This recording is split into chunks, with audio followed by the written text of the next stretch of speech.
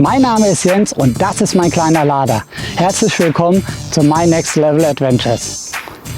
Der kleine Lader Wim und ich sind gerade unterwegs auf dem Landweg von Armenien nach Deutschland. Wir genießen unseren Roadtrip und das Beste daran ist, die Reise hat gerade erst begonnen. Lass uns gemeinsam die folgenden Länder wie Armenien, Georgien und die dann noch auf der Reiseroute liegen erkunden. Abonniere den Kanal oder folge uns im Internet. Let's start the Next Level Adventures.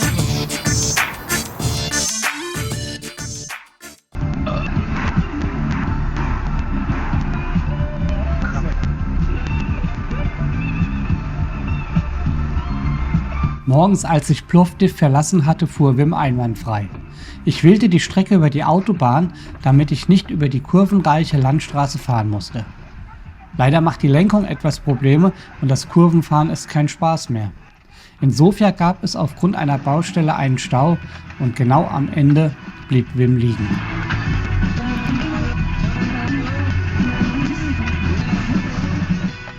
Ja, die neue Tour von Plovdiv über Sofia, Rila nach Thessaloniki ist am Laufen. Ich bin in Plovdiv heute Morgen gestartet und bin jetzt ca. 180 Kilometer gefahren.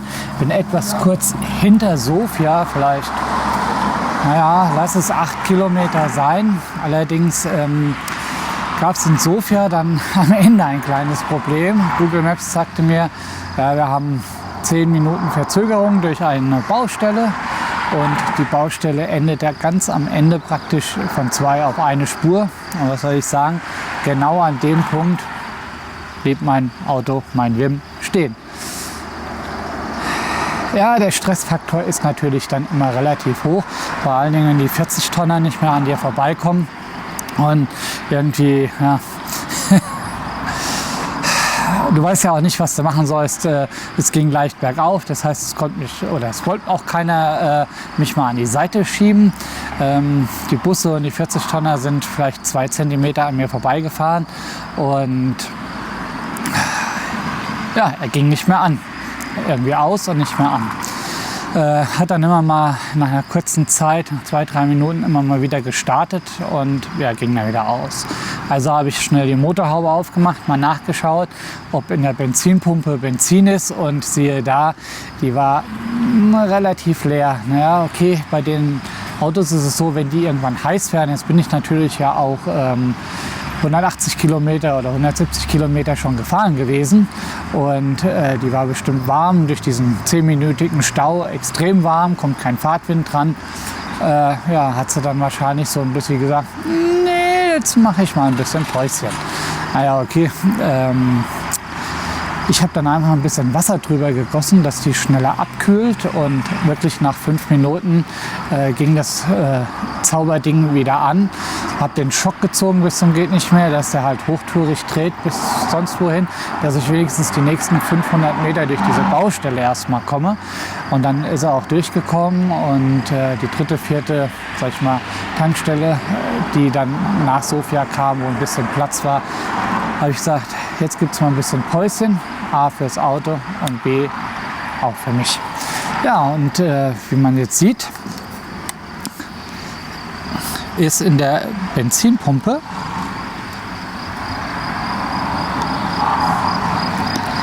wieder Benzin drin. Das Gute an dem Auto ist, man kann, wenn man hier mit diesem Hebelchen drückt, praktisch Benzin pumpen. Und hier sieht man jetzt, ist es wieder voll und vorhin war halt gar nichts drin. Wenn ich da jetzt so wackel, ja.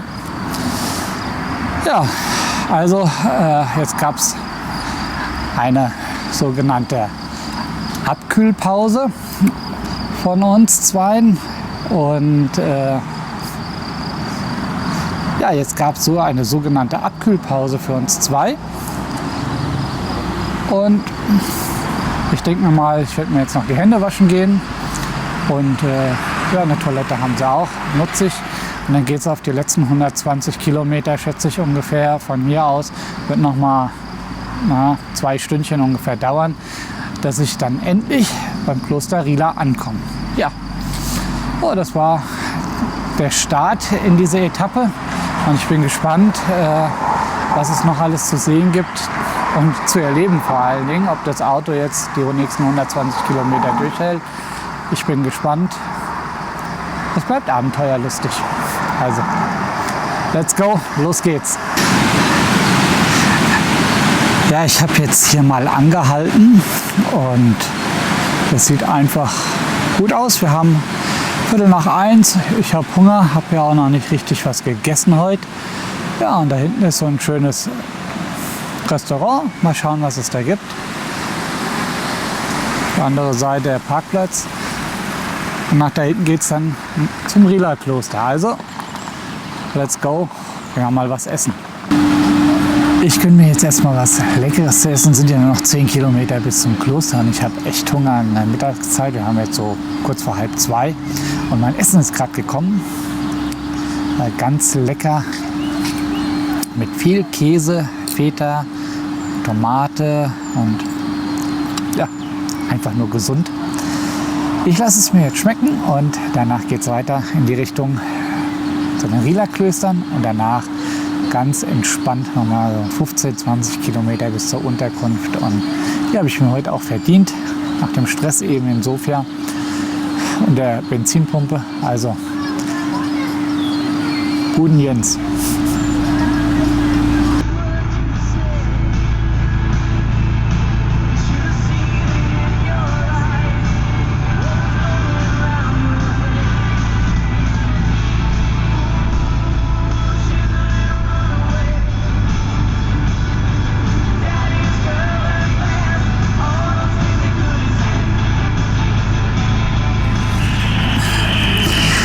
Ja, jetzt bin ich beim Kloster Rila angekommen und hier ist natürlich wirklich richtig was los, denn das ist eine der Hauptattraktionen, ja, von Sofia aus auf alle Fälle.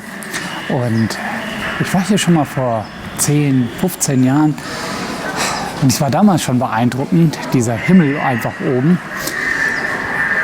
Es ist schon toll, diese Wandmalereien im Hintergrund. Drinnen darf man leider nicht filmen und fotografieren, daher, sorry, das geht leider nicht. Da kann ich euch keine richtigen Bilder von zeigen, aber der Geruch drinnen nach dem Weihrauch, das finde ich immer super klasse einfach. Und ja, das ist jetzt hier so der Innenhof. Es gibt einen Glockenturm, der hinter mir ist. Da, genau. Ja, und man kann so ein bisschen hier durchlaufen und sich das Kloster ansehen und das ist schon bombastisch. Ich meine sogar, dass es das größte Kloster in ganz Bulgarien ist und daher lohnt sich der Besuch auf alle Fälle. Wer in Sofia ist, sollte das machen oder auf dem Weg von oder nach Sofia, so wie ich jetzt zum Beispiel nach Griechenland oder von Griechenland aus hierher, sollte hier auf alle Fälle mal vorbeischauen.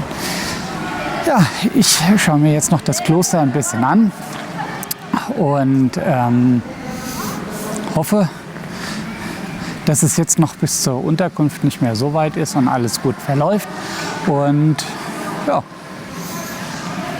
der Tag dann gut beendet werden kann, wie er angefangen hat.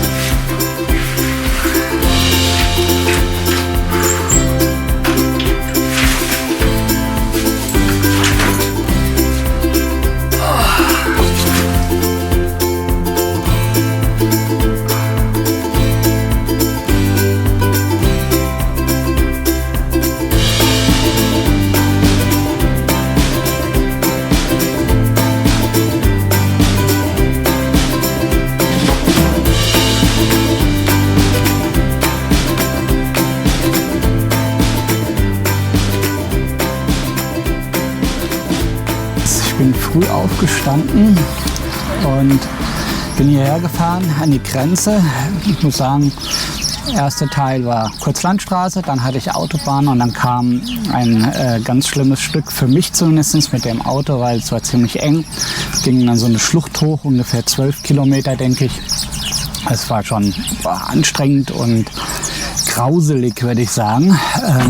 Ja. Aber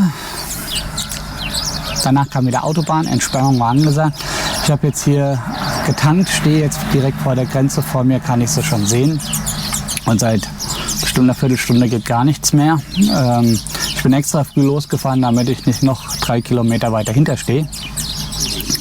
Ja, wir haben jetzt 8:35 Uhr und wie gesagt, seit einer Viertelstunde geht hier nichts mehr. Ich glaube, ich bin jetzt seit einer halben Stunde hier, 2 Autolängen weitergekommen. Puh, die haben es drauf, die Jungs.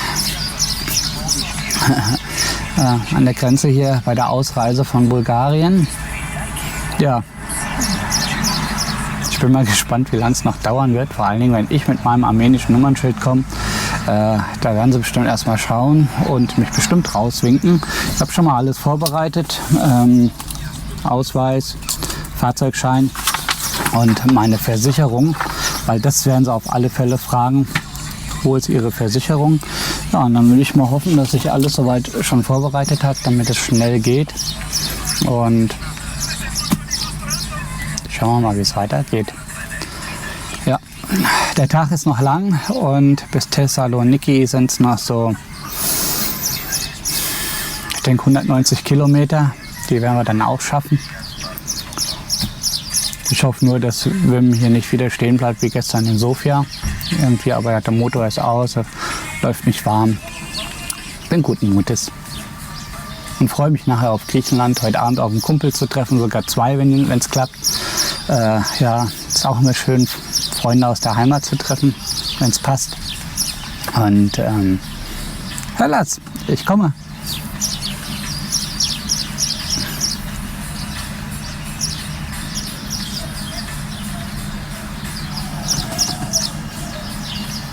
Bewegt sich noch nichts. Rein gar nichts.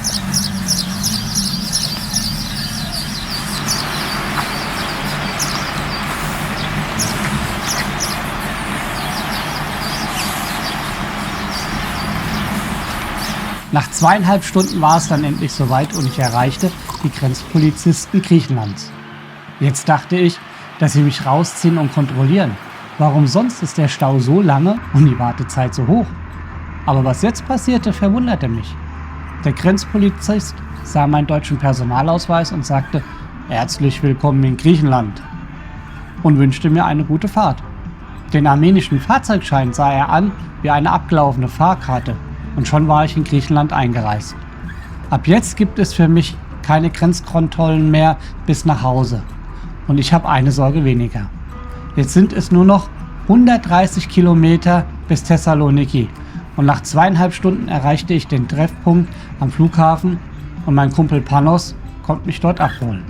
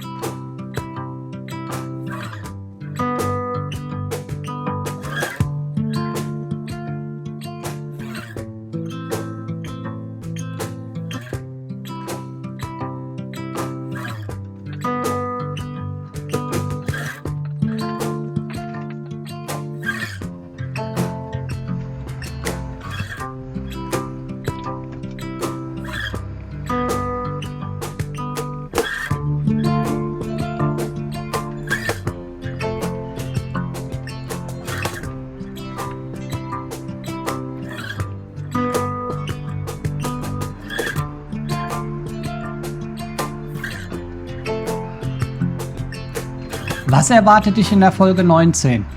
Ich habe Griechenland erreicht und ich treffe 2 Freunde aus Frankfurt, die mittlerweile hier ihren zweiten Wohnsitz haben.